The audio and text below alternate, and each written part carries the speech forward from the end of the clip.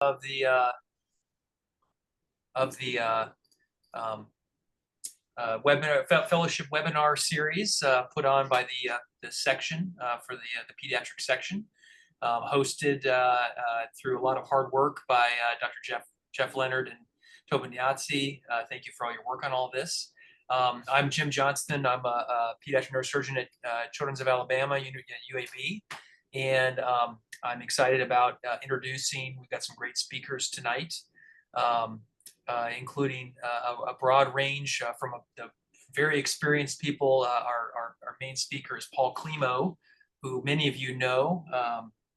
He is a professor of neurosurgery at the University of Tennessee and chief of pediatric neurosurgery at St. Jude Hospital and co-director of the Le Bonheur Neuroscience Institute.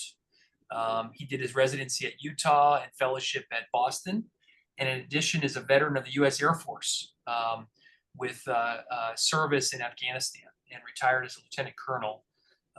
He is a leader in pediatric neurosurgery, a trusted colleague, a person that we can call or contact if we have questions about the most complicated things in neurosurgery. And we're really excited to have him here to talk about chorioid plexus tumors. So, Paul, thank you for being here.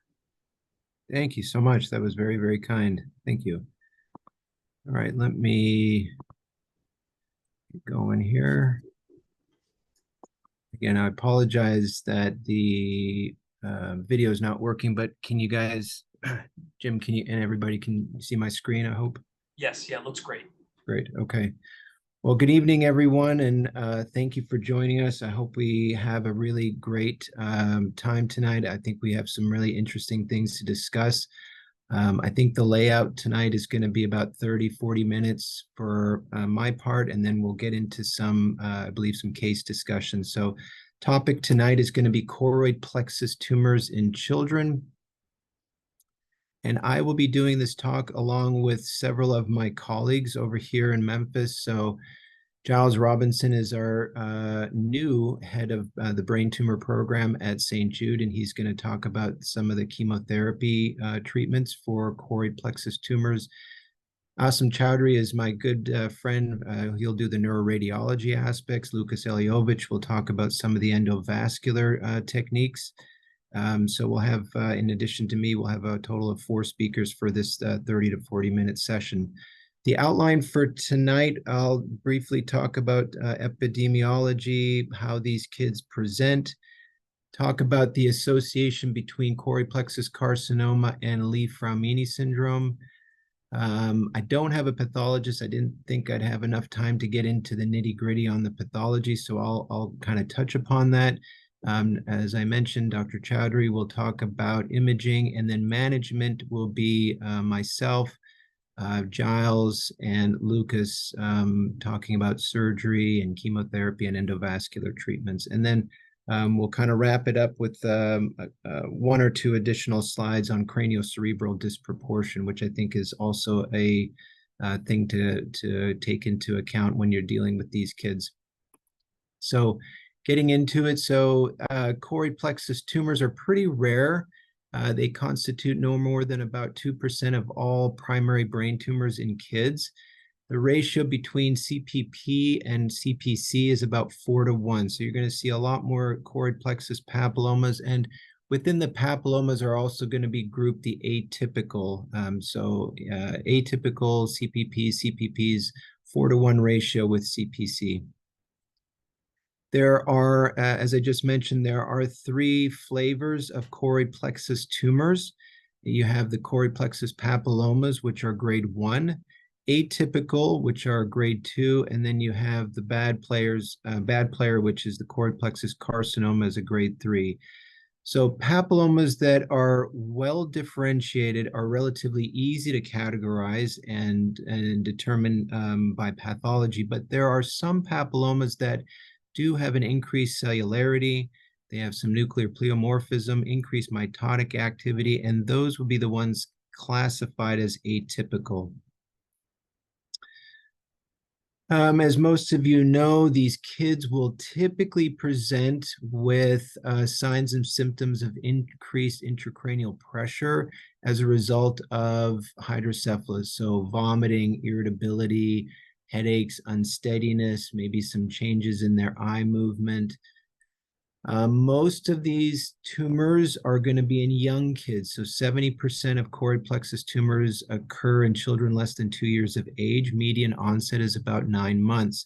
And because they are in young kids, they'll often have macrocephaly on presentation, and they'll typically have a bulging fontanelle. Now, a lot of times when you ask someone, what is the cause for hydrocephalus in choroid plexus tumors, a lot of people will say that it's overproduction of CSF, and I suspect that that is certainly part of it. But you also have to remember that the tumor itself can result in a mechanical blockage, intraventricular mechanical blockage. There may also be a communicating component secondary to spillage of blood products into the CSF or protein, which can impair the reabsorption of CSF. So sometimes when you take out these tumors, the hydrocephalus may not go away. Now, there is a well-known association between choroid plexus carcinoma and Li-Fraumeni syndrome. So carcinomas may occur as part of the Li-Fraumeni syndrome, which is an autosomal dominant disorder caused by germline mutation of TP53 on chromosome 17. I think that's a very well-known board question. Li-Fraumeni syndrome is a cancer predisposition syndrome manifested by germline mutations in the TP53 cancer suppressor gene. And the majority of choroid plexus carcinomas harbor TP53 mutations. And those tumors that have two mutant copies are the most likely to be aggressive and have the poorest outcome. Now, just as a sidestep here, this is Lee and Fraumeni. So Frederick Lee, who passed away a few years ago, Joseph Fraumeni, who's still around. Actually, he's still on staff at the NIH. So they actually published this paper. I don't know if you can see my arrow, but this paper over here back in I think it's 69, 70. And how they found out about this syndrome that we now know as Li-Fraumeni syndrome is that they were looking at childhood rhabdomyosarcoma, and they found 4 or 5 families that had a very strong history of rhabdomyosarcoma, but a lot of other tumors, including breast carcinoma, leukemia, carcinomas of the lung, pancreas, skin, etc. And those original 4 or 5 families is what led to them eventually discovering this familial inherited cancer predisposition syndrome that we now know as Li-Fraumeni syndrome. So pathology, choroid plexus papilloma is pretty easy to identify histologically. Epithelial tumor arising in the choroid plexus of the ventricles, simple or pseudo-stratified layers of cuboidal or columnar cells resting on a basement membrane overlying papillary vascularized connective tissue cores. So you can see that in this picture here. In contrast to that, you have the choroid plexus carcinoma, which has anaplasia, increased mitotic activity, and nuclear atypia, loss of that papillary differentiation with transition to patternless cellular sheets and necrosis. It's almost like a small blue cell tumor, very tightly packed cells in sheets, and it does not have any of that architecture, that choroid plexus type architecture that the papillomas have. CPPs have 2 mitotic figures per 10 high power fields. Atypical CPPs have 2 to 5, and CPPs typically have greater than 5 mitotic figures per 10 high power fields. Methylation has demonstrated 3 distinct subgroups. So cluster 1 are the low-risk tumors. Those, therefore, are primarily the choroid plexus papillomas, with also the atypical papillomas. This cluster 1 typically occurs in young kids, supratentorial space, and have really good prognosis. Cluster 2, these are the ones that are more in older kids, teenagers, adulthood, with predominantly infratentorial origin, and they have an intermediate to excellent prognosis. Cluster 3 has the choroid plexus carcinomas. These are, again, supratentorial space, young kids. They may also consist of the atypical papillomas. Cluster 3 may demonstrate a p53 abnormality, and those with the p53 abnormalities have the poorest prognosis. These are some of the graphs that show the overall survival. This is overall survival on the left, figure C. Progression-free survival is D. So you can see methylation 1 is yellow, methylation 2 is the intermediate group. Those are kind of the adults. Methylation 3 includes the choroid plexus carcinoma. So for overall survival, you'll see great overall survival for the papillomas and the atypical carcinomas, atypical papillomas, and the black is really the ones that the group that includes the carcinoma. So you see quite a separation of the survival curves. Now, the progression-free survival, the papillomas, the methylation cluster 1, they do great. There is starting to be some separation between cluster 1 and cluster 2s. The cluster 2s have some of the atypical papillomas. So even though they can progress, they are typically still salvageable. Cluster 3, the carcinomas, they have they're the most challenging ones to treat. The graphs here on the right show the progression-free survival. So these are all progression-free survival based on the pathologic grade. So here is grade 3. These are the carcinomas. So they have quite a steep decline. This middle graph shows the atypicals. So the atypicals have this kind of variable kind of activities. Some of them can be like papillomas, but others can have a little bit more aggressive course. They can metastasize, but going back to the overall survivals, these atypicals are typically salvageable with other treatments. This is the grade 1s. The grade 1s do fantastic, usually curable with surgery. So I'm going to shift it now to a little bit more detailed discussion on the imaging of choroid plexus tumors, and I'll let Dr. Chowdhury, I will stop sharing my screen and let him start sharing his. I can take any quick question or two while he's getting his pulled up, if anybody has a question.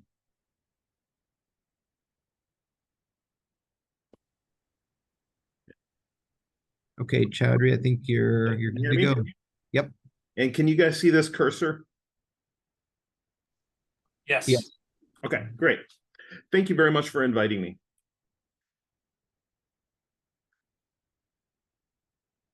So briefly, I want to review some of the imaging features of choroid plexus tumors, identify some features that can help distinguish choroid plexus papilloma from carcinoma. I'll go straight to it. Here's a case. Here's a young child, I think about 8 months old, with a large lesion in the left lateral ventricle. You can see this actually results in splaying of the sutures that goes along with the macrocephaly, which is one of the presenting features that Dr. Klimo discussed. On MRI, you can see this lesion sort of multilobulated. You can see the external contour. It's well defined, but we see multiple little lobules, or sometimes referred to as frond-like. But not only are we seeing that, we're seeing in the center of it some very enlarged vessels, which is definitely a very relevant feature, both for diagnosis and for management. Here's a sagittal fiesta imaging that also sort of shows this. And The frond-like comes from the term from fern fronds. So these multiple little microlobulations or undulations along it. Also, it reminds me of fjords in Norway. I'm not sure anyone here is a Hitchhiker's Guide to the Galaxy fan, but that's what always comes to mind for me. Again, frond-like is not a formal definition. It is just an analogy people have used. But just to be familiar with what that means, I would focus on the imaging feature and not the terminology. Again, here's on the axial T1 post-contrast. They tend to vividly enhance. And here's the ADC map. Now, we're all used to diffusion-weighted imaging, looking for strokes and stuff like that. But especially for tumors, I would get used to start looking at the ADC. And we can see, relatively speaking, it's somewhat on the bright side, more so than the brain parenchyma. That usually goes along with facilitated diffusion. And that's something that we're going to be discussing a little bit more about. On this patient, on an MRI angiogram, you can see this enlarged vessel here, which is the anterior choroidal artery. It's much larger than the posterior communicating artery. So it's a very large anterior choroidal artery that really gives indication of what is supplying those large vessels and flow voids that we're seeing within the lesion. Cerebral angiography, again, shows that large anterior choroidal artery. This is the pre-embolization appearance. Here is post-embolization. And relevant is not just the size change, but if you look on T2 weighted imaging, not only is it smaller, it looks darker. That's usually often a sign of necrosis, calcification, things like that. So not only is it smaller, the remaining tissue, in addition to these microcystic changes, probably much less viable and much less growth. And this was a chorioid plexus papilloma. Here's another patient who had massive hydrocephalus and has a lesion in the region of the third ventricle. And once we see this sagittal image, we can start to see characteristic features, these microlobulations. We're seeing a large vessel within it. You can see this fairly avid enhancement of the relatively homogeneous. There's some areas around this vessel that are less avidly enhancing, but fairly avid enhancement for the lesion. And as Dr. Klima mentioned, this patient, in addition to potentially overproduction, there's likely impaired transit of CSF through the third ventricle to the aqueductus sylvius. So the hydrocephalus can be multifactorial in these individuals. Here is the sagittal fiesta imaging, again, sort of showing the relationship to other structures, lamina terminalis, the optic chiasm, things like that. Another image showing the frond-like appearance extends up through the bilateral foramina of Monroe. And the ADC, again, looks like facilitated diffusion. I'm not going to right now get into the quantitative diffusion, but qualitatively, it looks like facilitated diffusion. This patient had an angiogram that showed a supply from the posterior medial choroidal artery. Post-embolization, there was massive involution. And notice, again, you go from a higher water content to lower water content. Darker, somewhat calcified, fibrotic.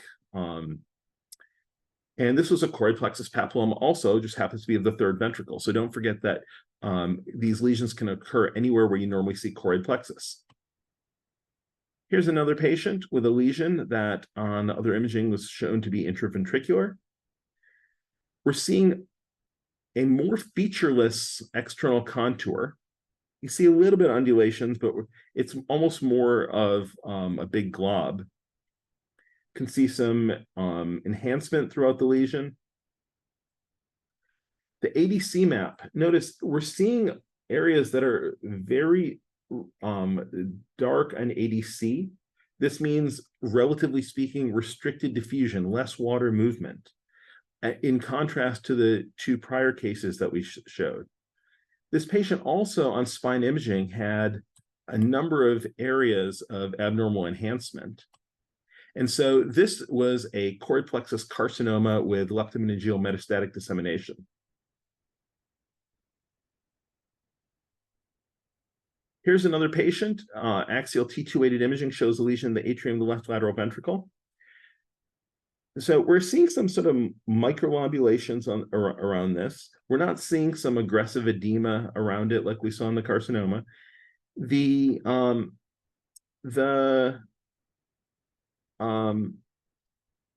relevant feature of this, though, is also the T2 appearance is a little darker or more hypointense than the other lesions that we saw.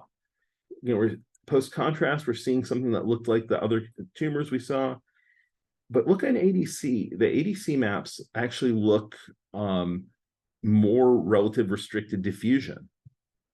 And this ends up turning out to be an atypical chorioid plexus papilloma. So some of the morphologic features look like a papilloma, but the T2-weighted imaging, which has to do with the water content in the ADC, ends up being more towards a highly cellular, higher degree of cellularity.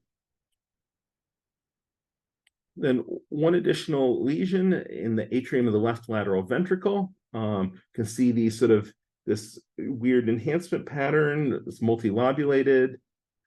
We can see this enlarged vessel, and we see facilitated diffusion. We're seeing some cystic areas. We're seeing some facilitated diffusion, and but interestingly, angiography did not show a hypervascular choroidal vasculature supply. So this actually turned out to be a pilocytic astrocytoma. It was likely exophytic from the thalamus with just a very small stalk. But so just be aware that there are other entities that can be intraventricular or look intraventricular. And this one, again, right now, telling the story, it makes perfect sense why this is a pilocytic astrocytoma, but it definitely was not as immediately straightforward beforehand.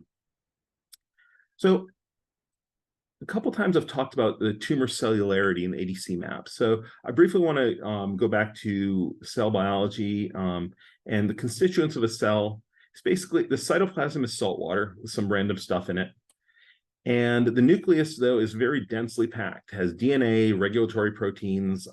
There's so much DNA that when it's not being used, it's just very densely packed, tightly wound. There's not a lot of water. So water moves relatively freely in the cytoplasm, and the Brownian motion is not as much free movement in the nucleus. So here's what I know about histology. Cytoplasm is pink on an H&E, nucleus is purple. And so you have a pilocytic astrocytoma, low nuclear to cytoplasmic ratio. It's a WHO grade 1 tumor. You think a lot of cytoplasm, so a majority of this slide of this tumor, water can move around relatively freely. Whereas this medulloblastoma, WHO grade 4 tumor, highly cellular, a majority of what we see is nucleus. So we don't have as much area where water can move around freely.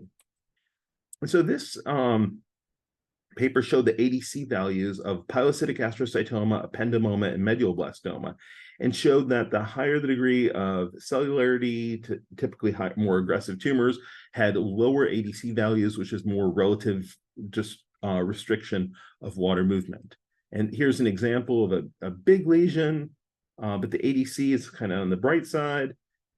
Here's a small little lesion, but DWI is bright, ADC is more hypointense.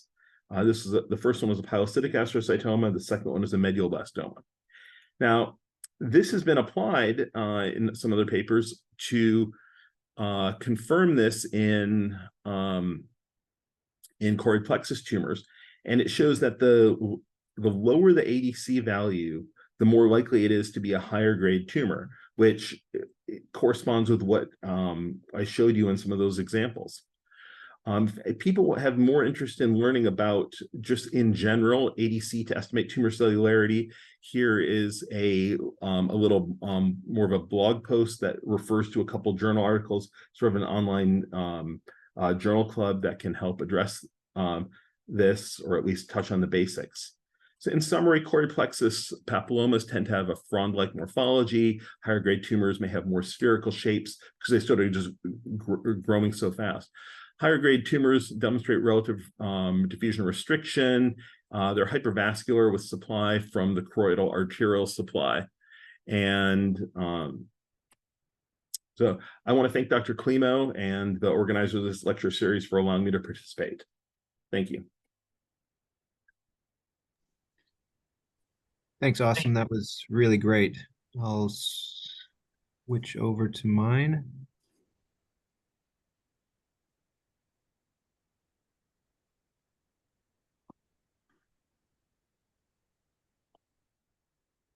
Okay, great. Okay, so that was imaging. And now we'll get into treatments for these tumors. So this is the way I kind of think about strategizing for these choroid plexus tumors. So I take into consideration the age and size of the patient. Is there hydrocephalus? Most of the time there is, although sometimes there isn't.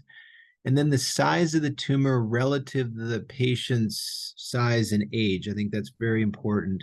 And then what do I think the underlying pathology is? When I sit down with my neuroradiology colleagues and he shows me the ADC maps and all the other images, what do we think the pathology is? The last thing I'll get into at the end is dealing with craniocerebral disproportion.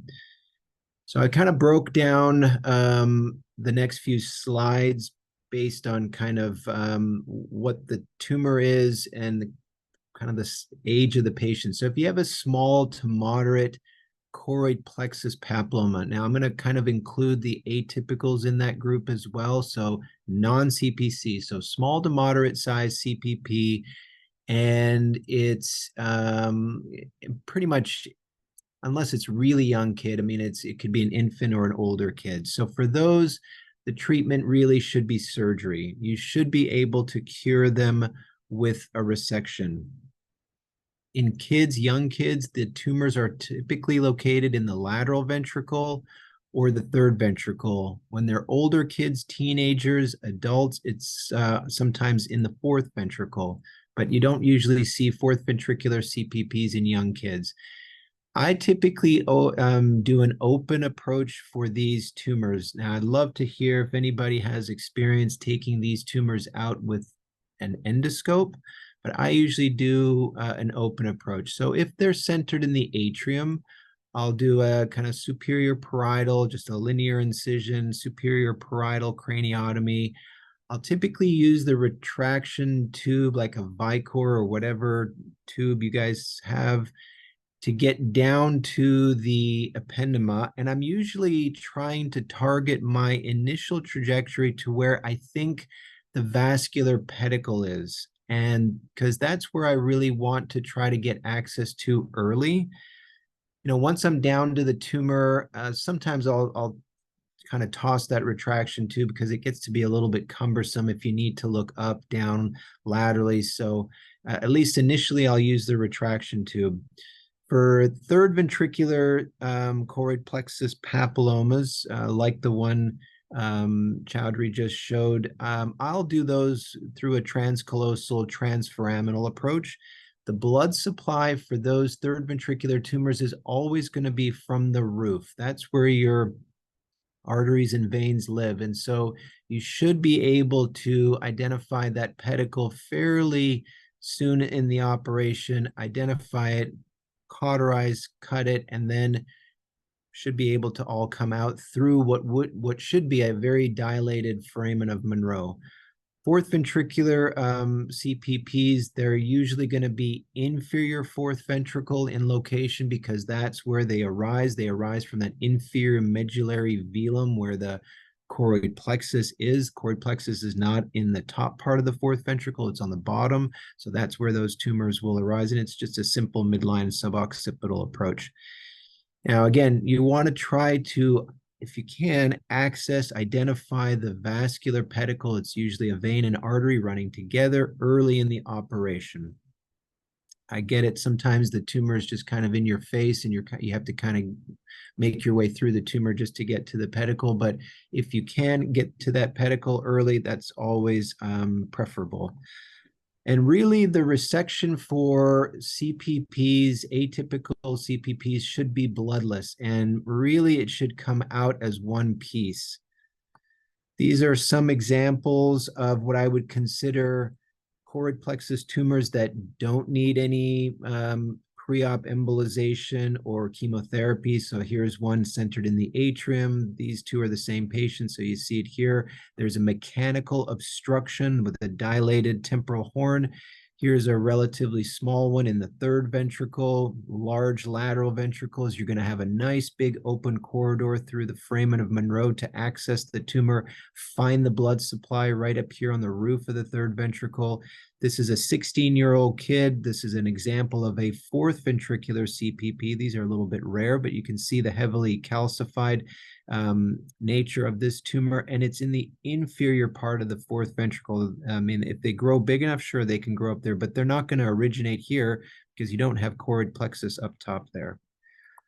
Now, if you have a large choroid plexus papilloma-looking tumor by imaging, and it's a young kid, they're going to almost always present with hydrocephalus macrocephaly. So my approach is to shunt that kid. Then I get him over to Lucas for endovascular treatment. And you've seen some of the pictures that Dr. Chowdhury just showed, some of the dramatic response that you can get with just endovascular treatment alone. Maybe you still need to resect it, but honestly, the ones that we've done with endovascular treatment thus far, there may be a small kind of retracted residual calcified, you don't know, is it still a viable tumor? But the ones that we've done thus far, what's left behind has not really progressed. So you may still need to resect them, but you can certainly just watch them. This is an example, and I think Chowdhury showed this case already, but this is an example of just kind of the size to brain relationship ratio, where I start to say, okay, this is kind of big.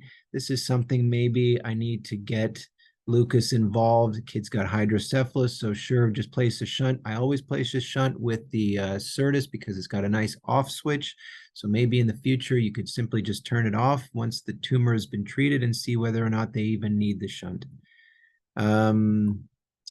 CPCs are very challenging. These are often large. They're typically hypervascular tumors. They're very compact tumors. They're akin to a small blue cell tumor, ATRT, medullo, pineoblastoma. I mean, take your pick, but that's kind of what they look like, and that's how they kind of handle surgically.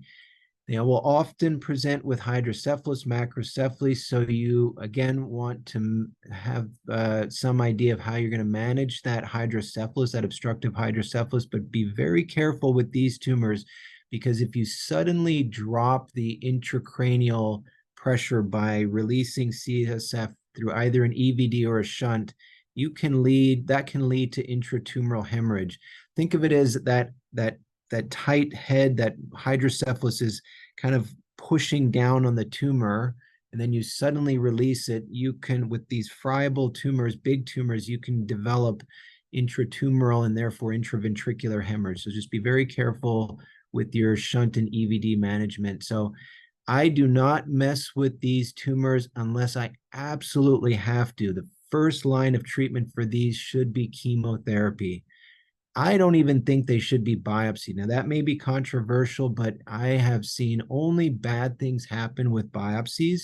You're going to have plenty of tissue to make the pathologic diagnosis down the road after you've given it a few rounds of chemo. So just hold off. Once you get into a tumor like this and it starts bleeding, it's very difficult to stop the bleeding. So it's the same principle I use for big pineoblastomas, ATRTs, anything where it's a big tumor, bloody tumor, and it's a young kid. Think twice, think 3 times, 4 times before you really dive into it.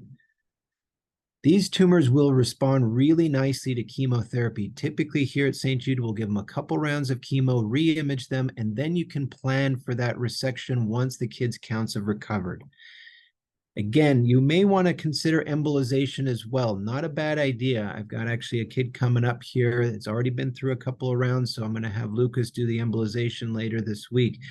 You really want to try to do an en-bloc resection if possible. Again, you want to target the vascular pedicles early in the operation. Avoid getting into the tumor for as long as possible. I understand some of these can be big, and eventually you're going to have to debulk it.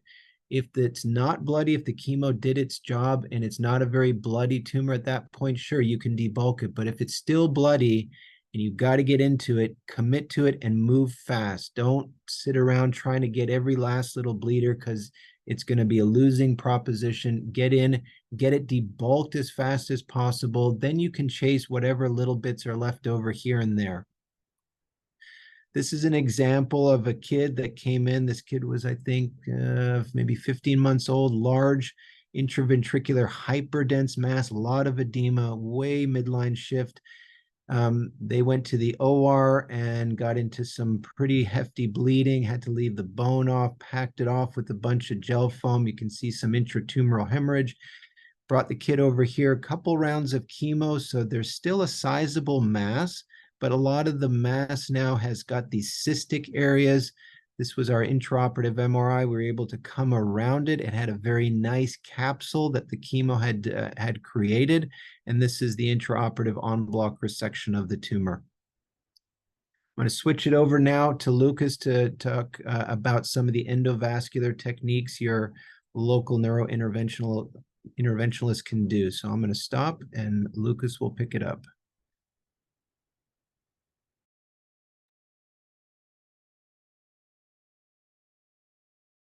Let's see. Everybody see my screen? Yes, yeah, it looks great.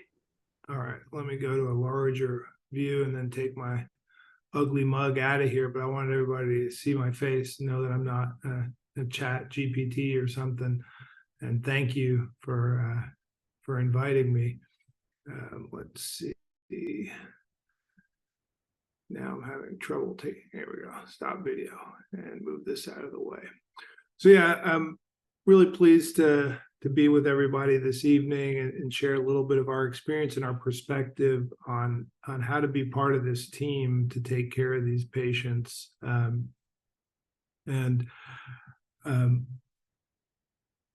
gonna go up to the next slide. Let's see, do I want to advance? So I think one thing that's important to emphasize is, as a neurointerventionalist part of the team, take a similar clinical-based approach, right? We want to meet these patients, we want to meet the parents, and really understand the full spectrum of what's going on, not just the imaging and go do an embolization. As you've heard, there's a lot of subtleties to the presentation, different time periods, and not every tumor needs to be treated the same way. And so really, I like to really understand that before diving into any sort of treatment.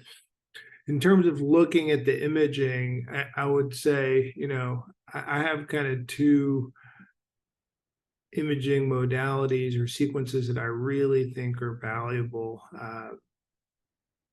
to me as a neurointerventionalist. Obviously, I want to see the brain parenchyma. I want to see the tumor, understand its vascularity, its location. And so the imaging sequences I really like are just kind of your standard T2, if you have it, where you can have like a cube, where you can change it to coronal, sagittal.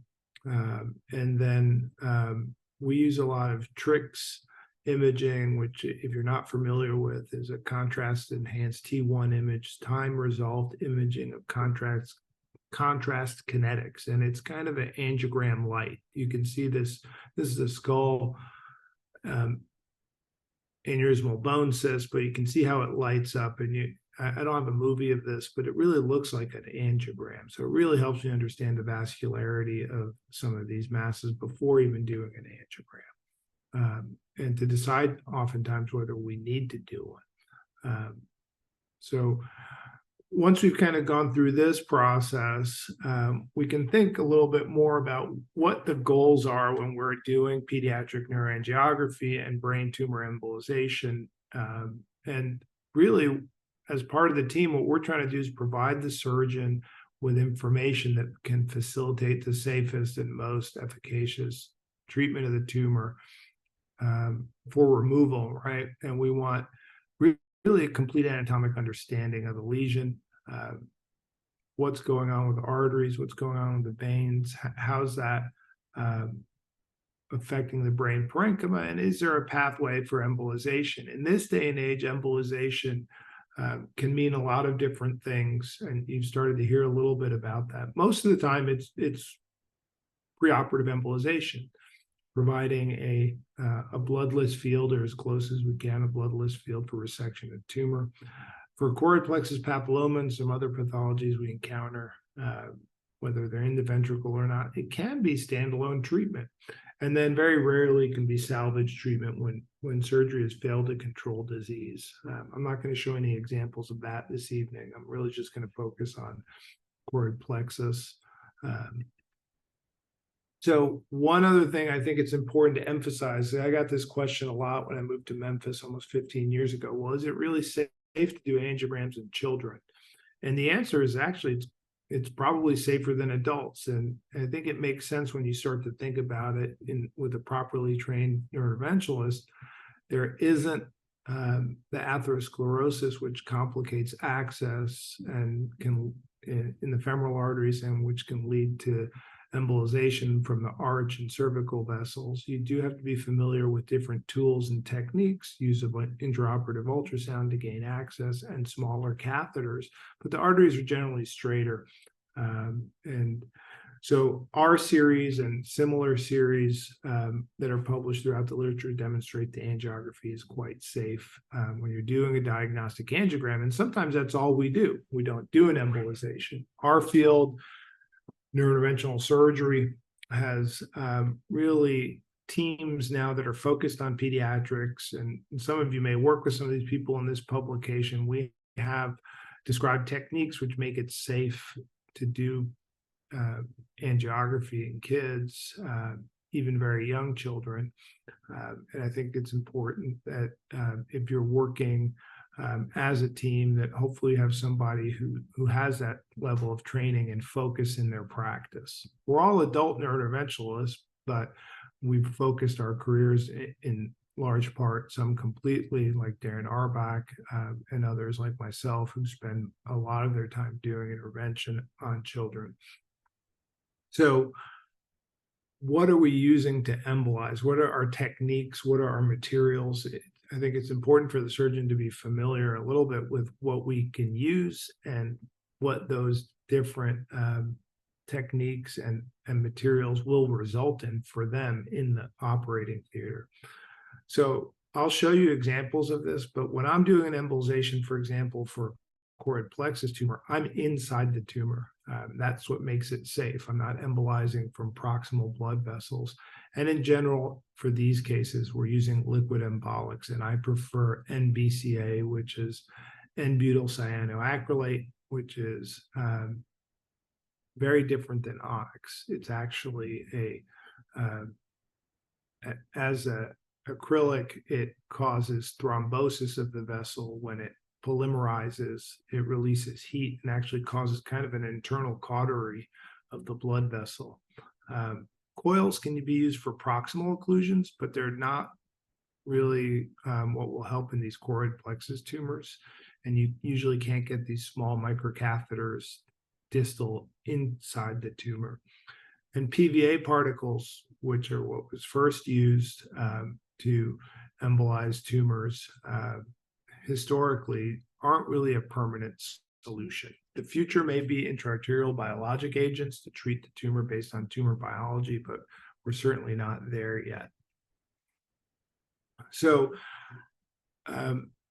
this case, which I think is, and we'll look at some angiographic images of this case in a second, was our first foray into chorioid plexus papilloma embolization. This is a 3-month-old. You can see this massive tumor. I don't think I have to describe this for the group.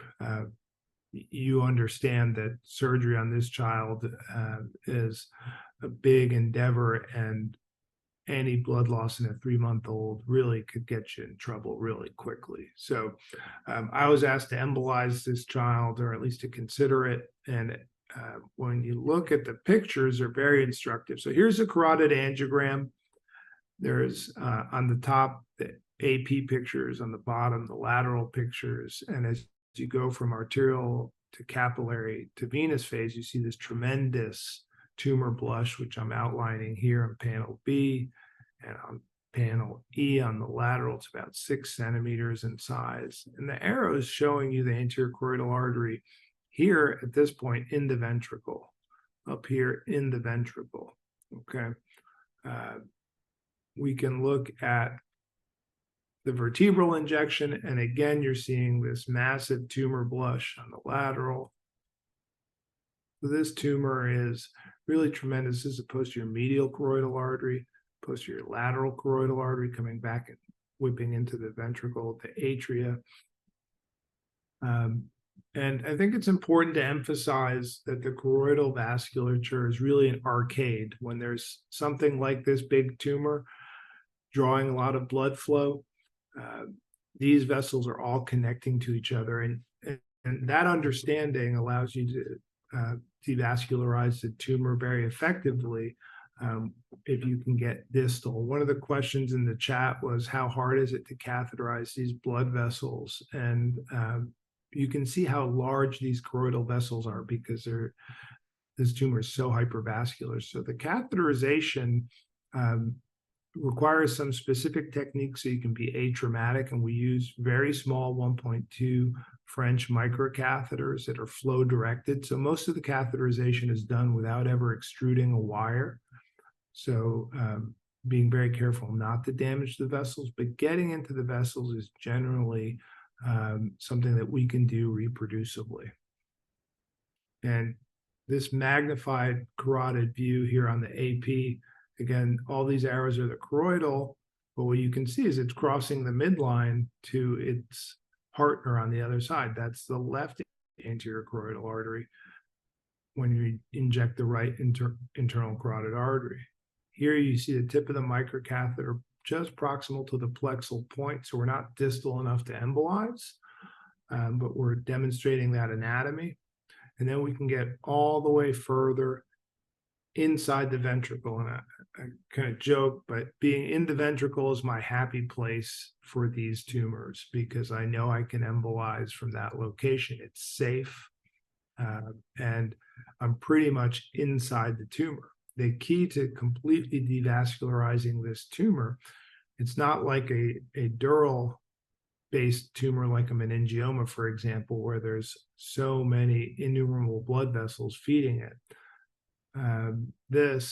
If we can get this glue, and this is a glue cast that goes across the midline and involves the left distal anterior choroidal, we've basically taken the majority of the blood supply from one glue injection. And that can result in dramatic shrinkage of these tumors. And so here's the course of this child. We meet the child when he's 3 months old. As Paul told you, he gets shunted first and then referred for evaluation and possible embolization. And then we wait 17 months. This was Dr. Boop's patient. And you can see the profound involution, necrosis, as Paul's pointed out. You can see the change in this T2 signal in the tumor. And so with glue, it's a permanent occlusion of that blood supply.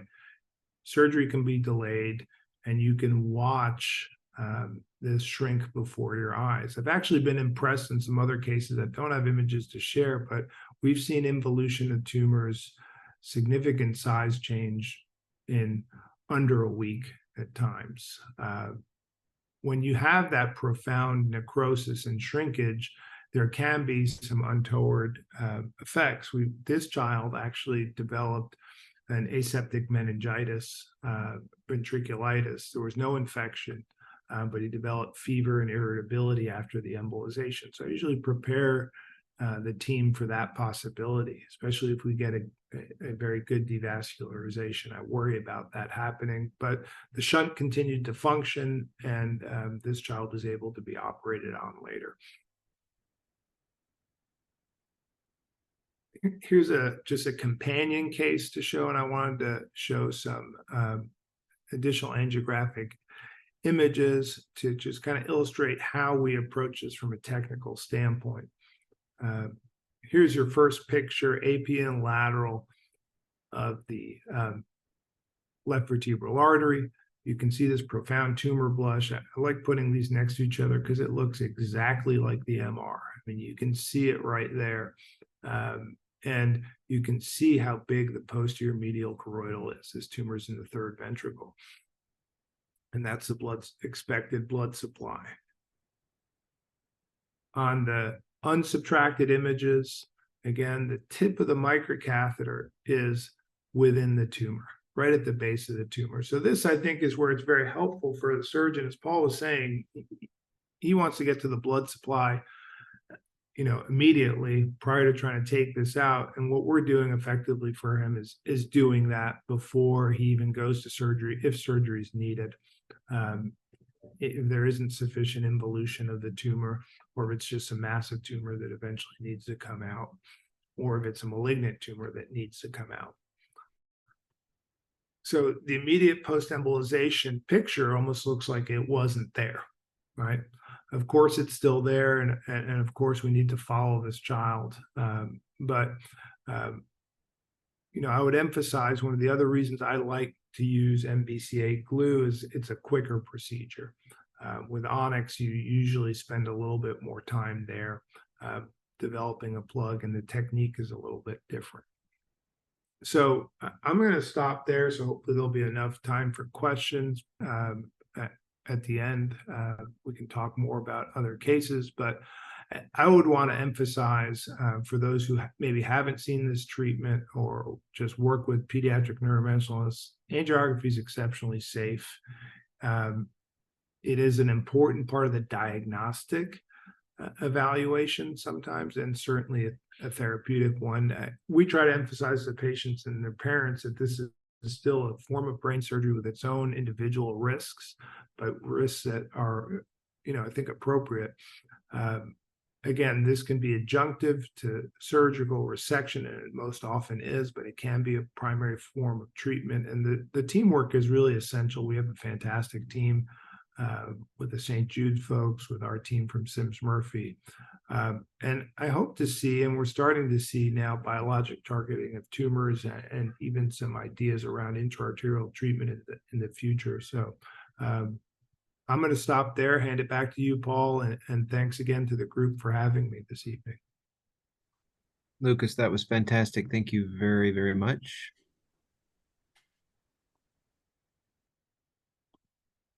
Okay, so I apologize if we're running a little bit behind, but I think it's been a really good talk so far. And I'm going to move now to my good friend Giles, who will talk about chemotherapy for the tumors. And of course, we'll be talking about chorioid plexus carcinomas and some of the outcomes for these difficult tumors. So let me stop sharing, and then Giles, I'll turn it over to you.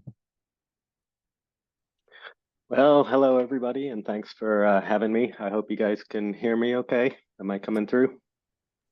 Yep. Yes, yeah, we can hear you great, Charles. Thanks. All right, awesome. So let me share my screen here.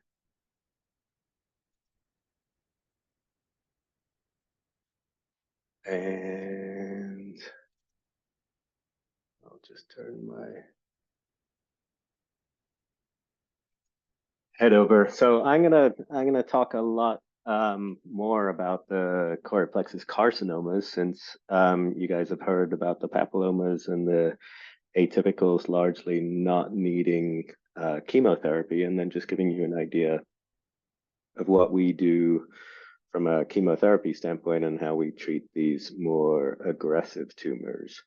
So I'm not going to go through this in detail because Paul has already gone through most of it, but I think the key things to see here is choroid plexus tumors histologically divide into 3 categories. And then we have our advanced kind of methylation profiling, which is basically a new technique that's come into play in pediatric brain tumors, which also divides patients into 3 categories. And both are essentially saying the same thing. One is that there's a kind of a benign type of tumor that really encompasses most of the papillomas and some of these atypical papillomas. And then there's a very aggressive form, which is the chorioid plexus carcinoma. And so I think the best way of thinking about methylation is, you're extracting DNA from the tumor and you're looking at the methyl marks on the tumor, and you're essentially getting a diagnosis from a few thousand data points.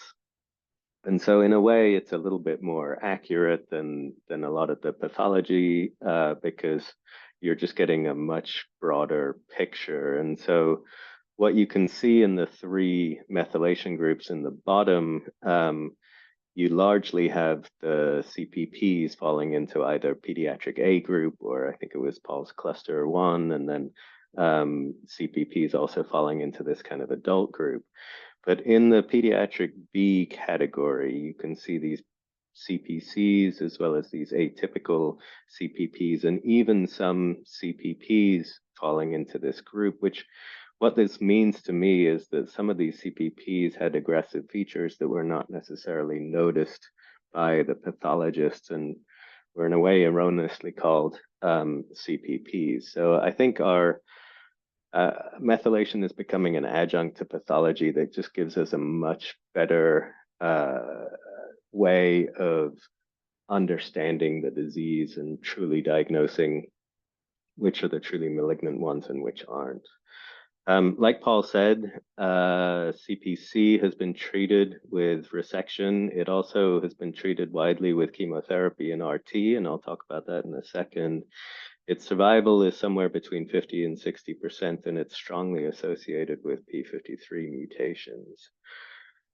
And so I put together this this table for you guys to see because it kind of walks you through some of the difficulties of treatment of chorioid plexus carcinoma over the years. And it essentially starts in the 1980s and kind of ends closer to present day.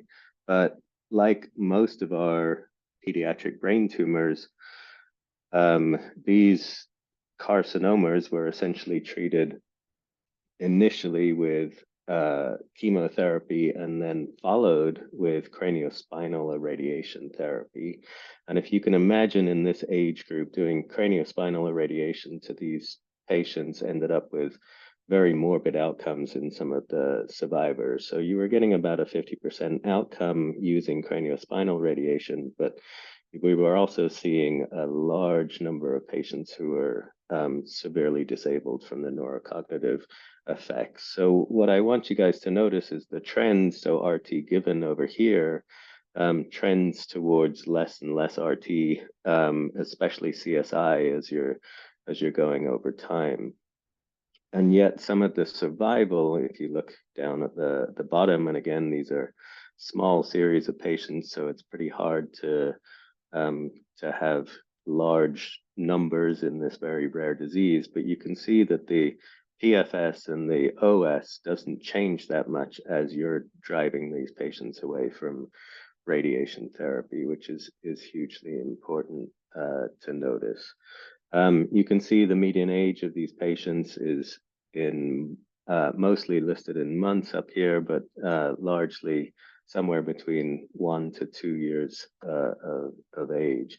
And there's a whole host of, I'm not going to go into the details to this group, but there's a whole host of chemotherapies that have been tried in these patients. But essentially what I want you to get from this is that chemotherapy has largely been used to replace craniospinal irradiation, and the survival in itself has not altered. And so our experience is over the course of about 10 years, we put together 13 patients. So that gives you an idea of how rare these tumors are. And these patients varied. In fact, we had a large number of our patient population that was metastatic. So 8 of our patients were metastatic and 5 of our patients were non-metastatic. So even a gross total resection in these patients is going to leave behind disease in our metastatic cases. You can see that the majority of patients we ended up getting to a GTR, and I'll talk to you about that in a second as well. And our patients were really treated, if they were non-metastatic, with chemotherapy and a very focal contained dose of radiation therapy. And then our metastatic patients were actually treated with surgery and chemotherapy alone. When we put our patients into these methylation groupings, we obviously didn't see any adult type tumors because that's outside of our age range.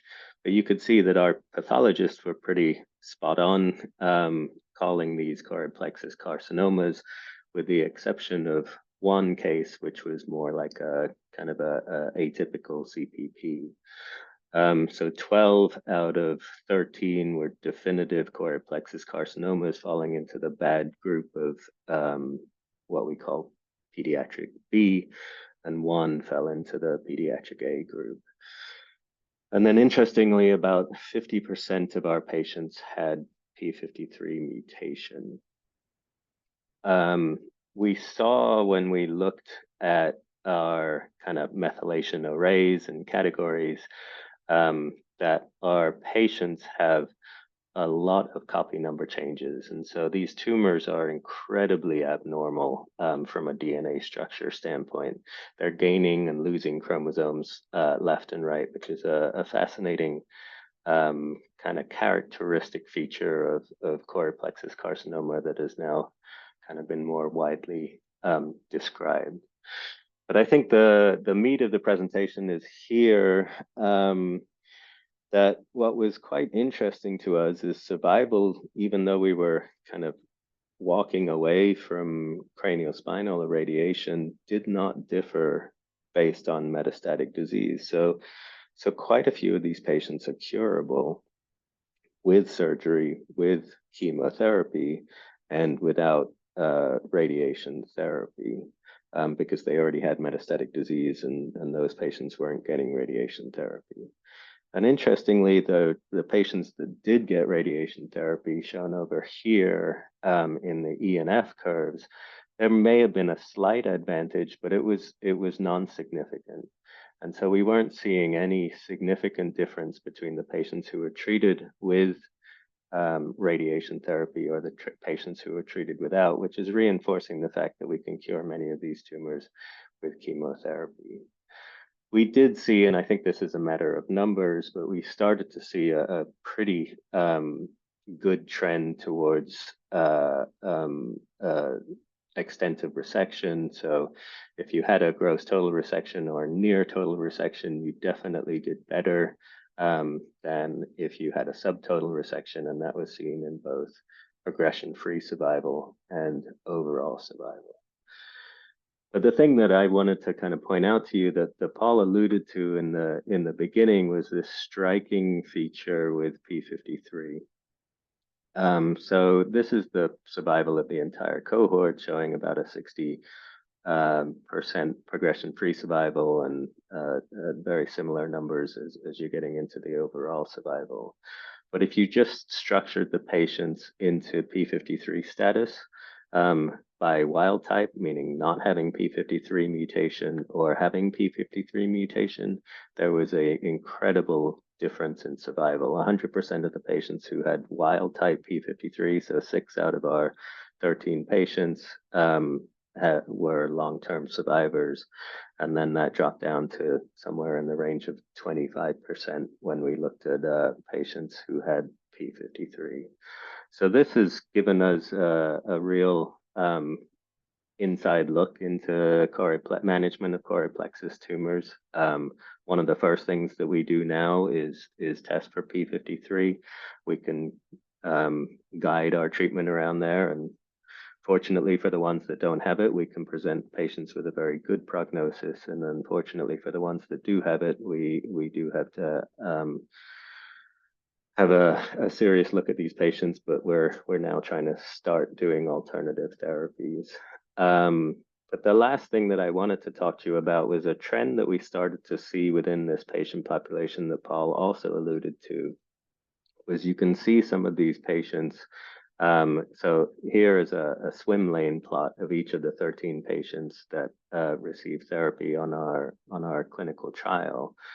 And these little diamonds are representing gross total resections that occurred largely before we started therapy. But there were a handful of patients where they were only able to have a biopsy or have a subtotal resection.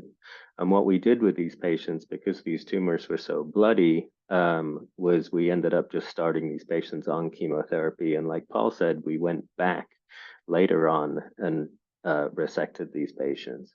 And you can see for these patients that their survival was very similar to the ones who had gross total resections in the beginning.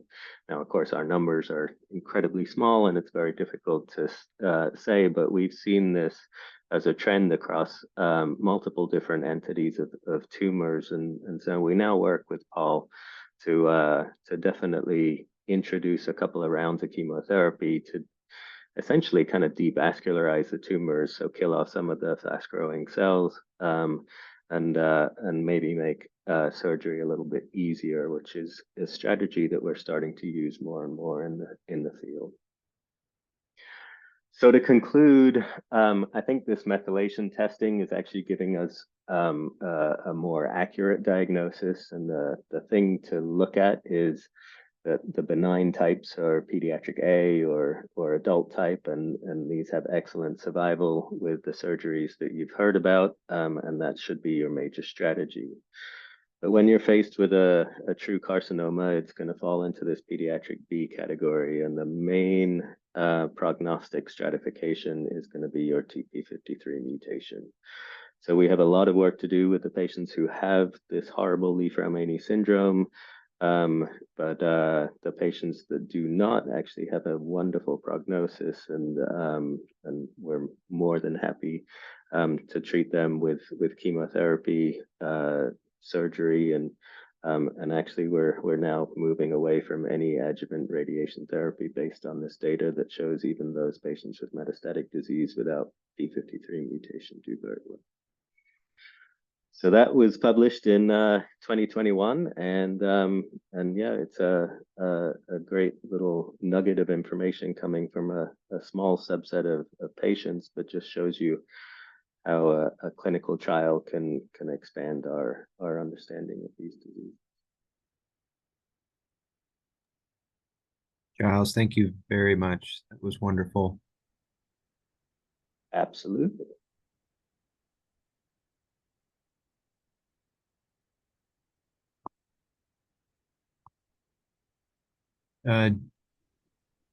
Jim, do you want to get into Yeah. are there any questions for us? Yes. Or So I know we're over time a little bit, actually quite a bit. Sorry about that. I'll take that one. no problem at all. That was a tour de force, and I think it's really important to see the multidisciplinary management of these tumors. I myself didn't know, that you would get that much involution with embolization like that. I think in my practice has always been embolization and then taking them to surgery relatively soon after. I think that's really remarkable. Yeah, it's been a game changer here. I'll tell you that much, what Lucas can do. And it's quite a dramatic. I mean, I think he alluded to there was one recent case where we scanned the kid maybe, I don't know, a week or 2 weeks afterwards, and there was already a significant reduction in the tumor volume. And so quickly, yes, they can get, that tumor lysis and therefore some aseptic meningitis that you just have to kind of work your way through, typically with just some steroids and time, but it's quite a dramatic involution of that tumor. And I honestly don't know, on some of these, maybe what's left over is just kind of dead tissue, non-neoplastic tissue. Yeah, I guess when it's an isolated vascular pedicle like that, I mean that's what you get. Yep.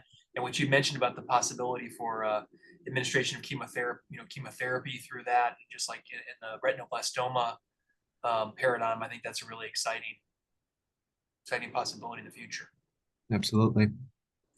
Well, thank you guys. I myself, I have got 100 questions I'd love to ask you, but I want to keep things moving on. We have to follow that. We wanted to provide some case presentations of some variations on a theme, not more chorioid plexus papillomas, but some other interventricular lesions. I think that are important to keep in mind as you're evaluating a patient with an interventricular or supratentorial tumor. So first up, I'm very pleased to introduce Ariana Barkley. She's an assistant professor at the University of New Mexico and director of medical student rotations there. She did her residency at University of Washington and did her fellowship with us here at UAB, and we had a wonderful time working with her and learning from her during her time with us. Her interest is in brain and spinal cord tumors and skull-based surgery. She's an excellent technical neurosurgeon, and I know she's doing great work there in New Mexico, and looking forward to your presentation today, Ariana. Thank you for being here.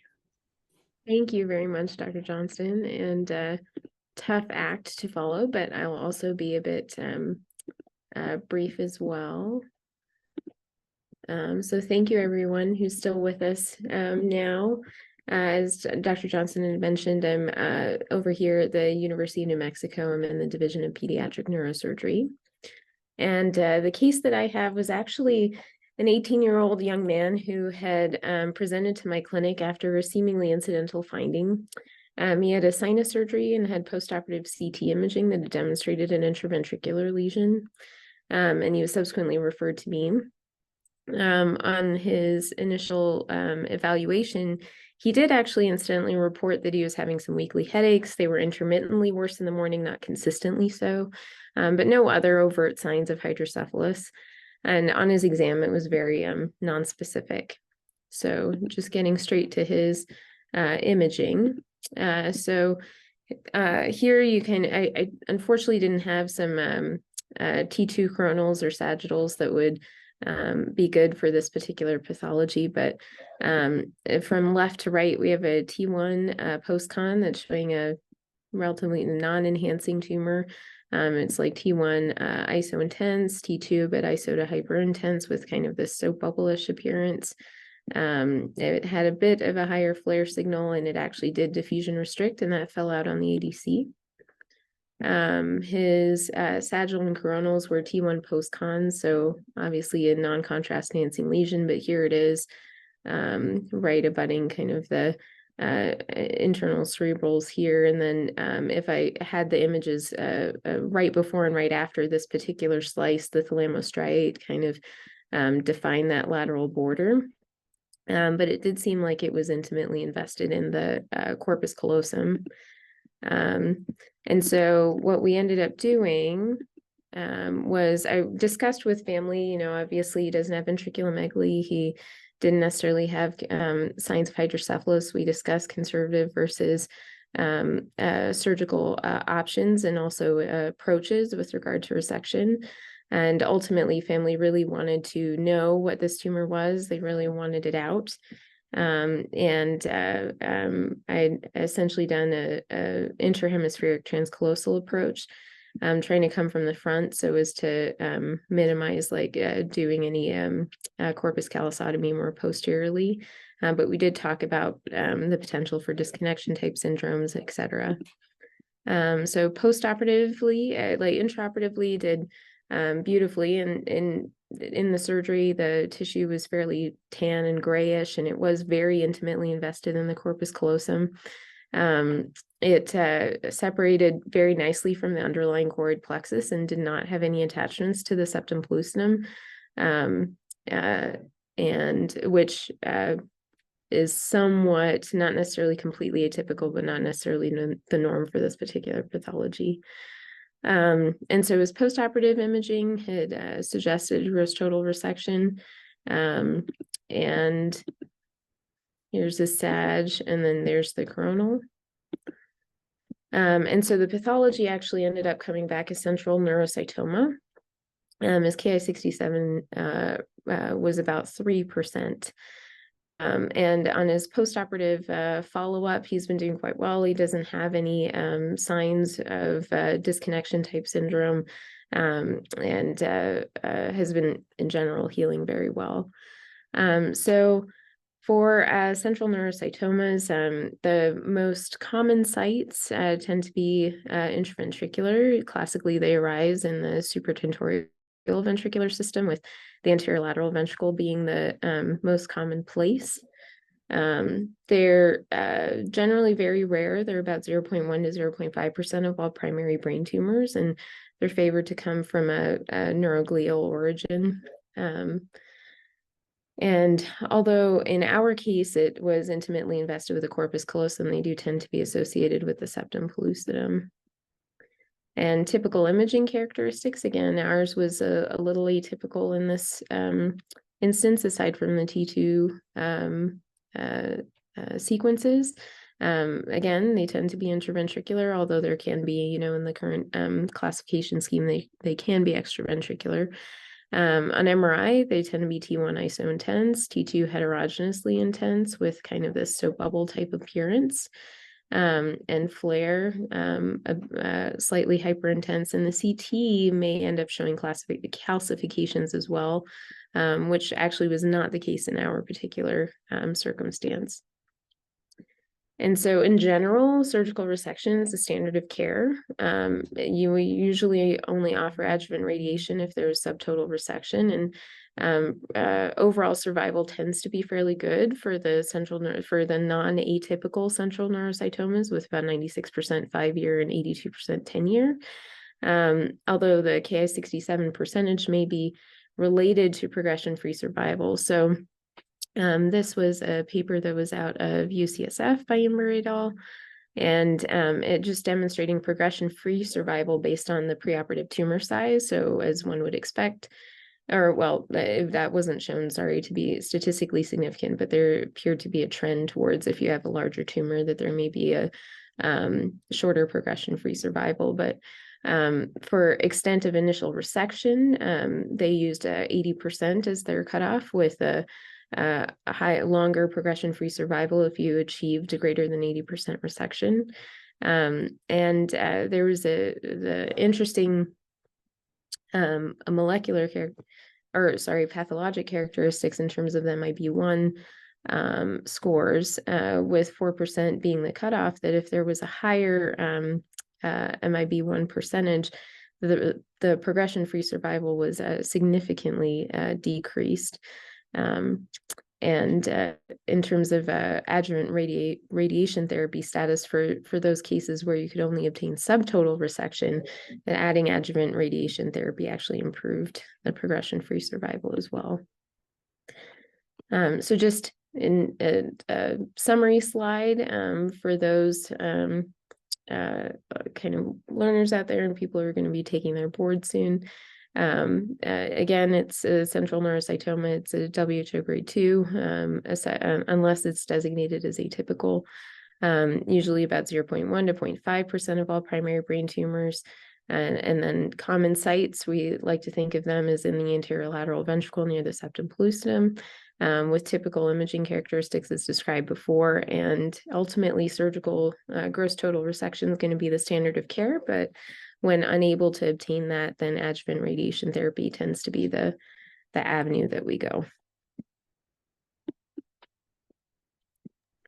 Thanks very much, Ariana. I mean, that's a pretty rare tumor in the pediatric population. I mean, 18 is, I don't know if I've ever seen, I feel like I saw those in my residency training, but I don't know if I've ever seen one in a child.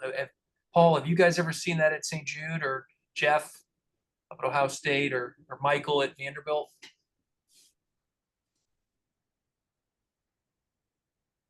Maybe not.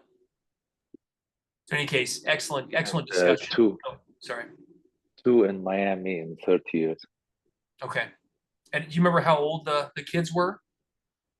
I think pre-teens, teens, something like that. Yeah, it seems like pretty rare, but thank you. It's a good imaging findings and things to look for. I'll move on to our next invited speaker, Michael Dewan. He's an assistant professor of neurosurgery at Vanderbilt and surgical director of pediatric oncology there, as well as the academic director of the global neurosurgery program. He did his residency at Vandy and fellowship at Toronto, and is going to be talking to us about a very interesting supratentorial mass. Thank you for being here, Michael. Yeah, well, thank you, Jim, for the invitation. It's great to be here this evening. And thanks to Paul and the whole team in Memphis for a really fantastic overview of chorioid plexus tumors. So yeah, let's just launch right into this. This is a 23-month-old boy who presented with irritability, vomiting, and lethargy. On exam, he was on room air, not toxic appearing, was sleeping but easily awakens, moving everything well, seemingly symmetrically. His anterior fontanelle was closed. He came to us with this before consultation, this CT scan where you see an iso-intense solid cystic mass in the left parietal occipital region. And then he shortly thereafter got this contrasted MRI of the brain and spine, where you see a homogeneously enhancing solid cystic mass with a dominant component and at least one sort of satellite lesion as well. The morphology is interesting, to say the least. It's sort of almost perhaps not the fjords that Schauder was mentioning, but perhaps maybe more of like a, oh, I don't know, an alveolar type of morphology. Got that frond-like appearance though, right? I mean, looks, yeah, weird. Yeah, it certainly looks familiar, let's say. He did get spine imaging as well, which showed some leptomeningeal enhancement, particularly the C-spine and the cone is concerning for already disseminated or metastatic disease. The ADC map, you see here a bit of some patchy restricted diffusion throughout the dominant lesion. And then I show this here because I think it really well demonstrates the relationship between the cystic component of the tumor here and the ventricle proper here. And I think that's really important. The differential, you know, the weekend differential was a little bit different from the sort of daytime differential, but there was a broad differential here. Certainly was mentioned chorioid plexus lesions, DIG on the list, of pilocytic astrocytoma, ganglioglioma, PXA.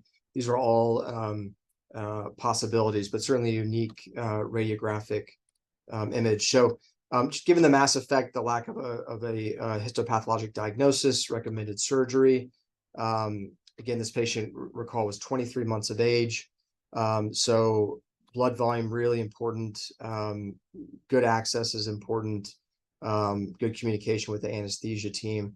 The patient was positioned supine, as you see here, with the head turned. These patients, any patient this age, I don't pin, and I think most people probably don't. And so that has implications for padding, for positioning, neuronavigation. In this case, we used axiom navigation with a curvilinear incision centered over where the lesion was. We did a large craniotomy overlying the site, and before the dura was opening, very tense, we could appreciate. And so before opening the dura, we stuck in a needle to decompress the cyst. That relaxed things down quite nicely. We use ultrasound for that to do it in a safe location, and then open the dura in a much more calculated fashion. And this is what we encountered off the bat: a very vascular appearing sort of tip of the iceberg, where the lesion has kind of herniated through one of the sulci, several peel arterial feeders, and a very large draining vein. And this is what the image, this is what it looked like under the microscope. Again, we're seeing just the tip of the iceberg. This is the lesion here, normal parenchyma around it. And you know, in some ways we treated it like a vascular lesion, you know, targeting the arteries first, and saving that big draining vein. Sent off path early. There were pseudorosettes, vascular proliferation, necrosis. So there was concern for ependymoma. But this lesion, we'll find out here shortly what it is. But as with these lesions, they generally do have a really good plane between the normal parenchyma and the tumor itself, and just maintaining that plane, keeping that plane while devascularizing the tumor, we were able to get the whole thing out with really very minimal blood loss. The pathology was ependymoma grade WHO grade 3 with ZFTA fusion, and the child did very well clinically, and was discharged before we got these final results. But so ependymoma, this was again ependymoma with ZFTA fusion. The 2021 WHO taxonomy, we classify these as supratentorial, infratentorial, and spinal lesions. For those that are taking your written PEDS boards, you don't need to know all these, but you should know the supratentorial and the PF ependymomas. So the ZFTA, that was before 2021, was more commonly referred to as the Raleigh fused tumors versus the YAP1s. Generally speaking, the ZFTA fused tumors, those patients do worse than the YAP1 tumors. Certainly need to know the PFA and PFB ependymomas, the more classic, more common pediatric lesions. PFAs occurring in younger kids. These are more difficult to treat, have a worse overall survival than the PFBs, which are generally older patients that have a better prognosis. These supratentorial ependymomas are WHO 2 or 3. And again, the ZFTA is the preferred nomenclature relative to the Raleigh pre-2021. So this patient, given the spinal disease, was treated with adjuvant therapy, a cocktail, a radiation-sparing cocktail, and he's done really well. So he recently just got his 18-month post-op scan without evidence of intracranial or spinal disease. Very quickly, the biggest study recently published from 5 centers, 108 patients on these ZFTA fused supratentorial ependymomas. Up here, the overall survival, you can see 5 and 10-year overall survival, 87 and 73%. The progression-free survival at 5 and 10 years, 65 and 63%. So better than kind of what we kind of classically thought of as the Raleigh fused supratentorial lesions. And this is just the last slide here. We do believe that there is a strong benefit to gross total resection relative to subtotal, although that doesn't come out here statistically. That is certainly true of the supratentorial and certainly the posterior fossa ependymomas. We know that is the most significant modifiable predictor of overall survival. There doesn't seem to be a definitive benefit to chemotherapy in these lesions, and radiation is used in the lesions like this, especially in older patients. Although this survival curve does not demonstrate that benefit, largely because the patients that got upfront radiation therapy had a poor clinical status relative to their non-radiated counterparts. So anyway, interesting imaging and sort of gross pathology, but a ZFTA fused ependymoma, not terribly common, but something that is certainly good to know about. That was a great case, Michael. I mean, the way you use the ultrasound to decompress the cyst, when you're, before you open the dura, I think that's an important point. Sometimes, when you go in a large tumor like that, sometimes if you open the dura and you haven't decompressed and things start coming out, and you can kind of get behind. So that was great work. So, any other thoughts on that, Paul, or how you guys would handle that?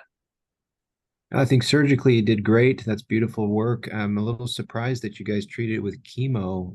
Why wouldn't you just treat with focal radiation? I mean, ependymomas are surgery and radiation. Yeah, right. There's no, as you know, and we know, there's no proven benefit to chemotherapy in these lesions. It was age and the spinal disease is what prompted that chemo cocktail. The fact that the child was less than 2 years of age, and there was known spinal disease, and it, whether it went away on its own or the chemotherapy assisted, certainly treated or seemed to treat this spinal disease. Yeah, it's a tough spot to be in. Well, I guess we'll see how he does. Great presentation, Mike. Yeah, really good.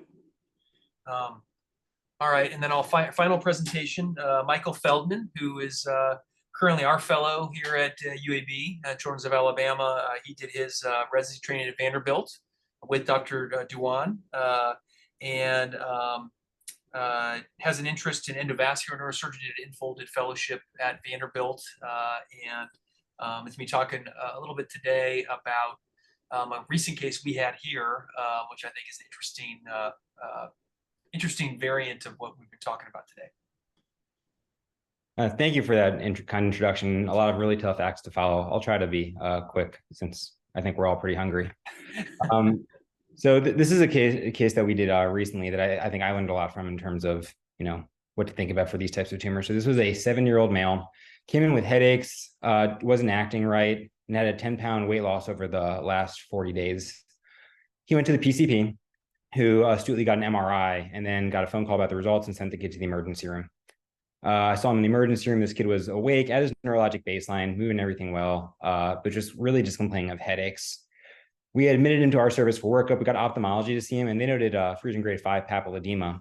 And we proceeded to MRI without contrast, which you can see here, where there was a avidly contrast enhancing mass within the atrium, the right lateral ventricle, as well as when you really studied the MRI, there was this focus here in the left cerebellum with contrast enhancements, and this mildly contrast enhancing in the area in the right temporal horn. So we discussed him at tumor board. The kid went home because it was over the weekend, and we brought him back sub-urgently early the next week for definitive resection, as well as for what was planned as a post-resection MRI of the total spine, since the kid was going to require intubation for the MRI of his spine. So we used a Vicor retract. We did a superior paralobule approach, tumor side up. We used a Vicor view site retraction system, and actually had really nice visualization of what we thought was the entire mass with the pedicle going back to the chorioid plexus. And we started retracting the tumor. We started taking the tumor out. And actually, the most valuable move we did for taking the tumor out was actually taking out the Vicor system once we had good access to the ventricle, as was noted before. And then we got laterally, and there was an area of the tumor that secondarily seemed to be somewhat differently colored. It was less suckable, and it was adherent to the lateral edge of the ventricle. So we sent that off as a separate pathology specimen. And post-operatively, we were very pleased with our with our tumor resection. There was no obvious tumor left. However, on the spinal MRI, we were able to see these areas of diffuse leptomeningeal enhancement, as well as this nodularity along the nerve roots of the caudate equina and the low lumbar spine. So post-operatively, the kid did well. We were unable to wean his EVD. We placed a VP shunt. And our pathology initially came back as high-grade neuroepithelial tumor and was sent off for molecular studies and came off actually as on methylation studies as a pineoblastoma. And of note, there was no lesion that we could see on any of the images that we reviewed for a focal pineal mass. The kid was enrolled in the Head Start 4 myeloablative chemotherapy protocol. And then we actually saw him a couple weeks ago, or I guess last week, for a follow-up MRI, and you can actually see there is no further residual tumor in any of those disseminated spots that we saw tumor before. There's nothing in the cerebellum, there's nothing in the lateral ventricle, and the leptomeningeal disease is not visualized on this MRI. And this was just with the induction dose of increasing cisplatin, cyclo, and MTX. So this is a very good response to the initial Head Start 4 chemotherapy. I think this is a really instructive case, at least for me, going into tumors of the intraventricular tumors, as I think going in, we were all expecting this to be some type of weird chorioid plexus tumor, maybe chorioid plexus carcinoma. And though PNETs or, a pineoblastoma in the ventricle is unusual, that is within the differential. And I think the point for us here was just the importance of a broad differential when looking at intraventricular tumors.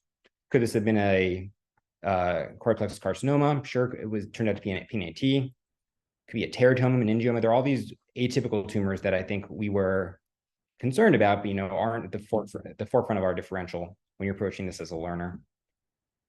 And I think the other take home from this is the importance of the biochemical markers in these tumors. So just broadly, PNAT survival, as we can see here, but differentiating this from a high-grade neuroepithelial tumor with a moderate survival, 48% of these, 50% of these people will be alive at 48 months, to a pineoblastoma, as we can see from these Swedish data, which is driven by Dicer 1 or retinoblastoma. Median survival for these tumors is 20 months. And then going to the St. Jude's data, where we're really being able to differentiate how to treat these tumors based on the molecular pathology. And I think we've made pretty good advances in treating PNATs based off their, breakdown of Dicer-driven versus high-grade neuroepithelial tumor. But again, pineoblastomas, specifically diffusely within the ventricles, are a very rare tumor and kind of a mimic for other tumors of the ventricles. So that is all I have. Thank you, Michael. That was an interesting case. You did that with Dr. Rock, and I mean the child's been doing very well. And again, I think we talked about him in morning report, and I don't think that pineoblastoma was in my differential. I know when I was looking at that. Paul or Michael or Jeff, do you have any thoughts on that? That was a great presentation. Was there any evidence of intracranial mets on the imaging?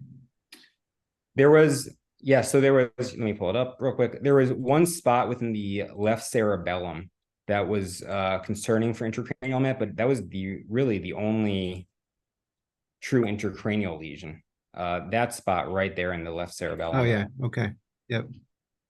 But the rest we've seen a few of these disseminated high-grade embryonal tumors. I know that they can sometimes get classified as pineoblastoma, and is that by methylation, or how did they make that? That was methylation status.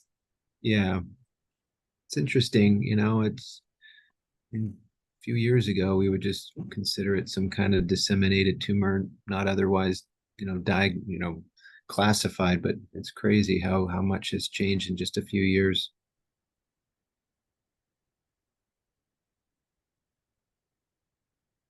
Are there any other questions from all of you participants who have stuck it out? I know it's really been a tour de force. I mean, I've learned a lot today, and I think there's a lot of really important points were made. Anything that in the chat that we haven't gotten to? I think earlier on there was a question about when radiology, when you're looking at a chorioid plexus tumor, if brain parenchymal invasion upgrades the tumor, and let's see. And Dr. Chowdhury had answered that, yeah, that if the slower growth of chorioid plexus papillomas tends to mold the ventricles, but more aggressive ones tend to invade, and that does upgrade their thoughts on things. So I think we should probably wrap it up for this evening. I want to thank everybody. Jim, that was thanks for putting this on for us. Paul, you and your whole team have just done an incredible job tonight, and thank you for really showing us a different light of how to treat these tumors. Dr. Feldman, Dr. Dewan, Dr. Barkley, thank you guys for your presentations. And we get the pleasure of having Dr. Klimo moderate the next session with his team to look at pineal region tumors. So please be on the lookout for the next section. I promise we'll get off tumors soon here, but I think it'll be a great next talk as well. So thank you to everybody for joining tonight and sticking it out with us. all right, thanks everybody. Thank you, Toba. Thank you, everyone.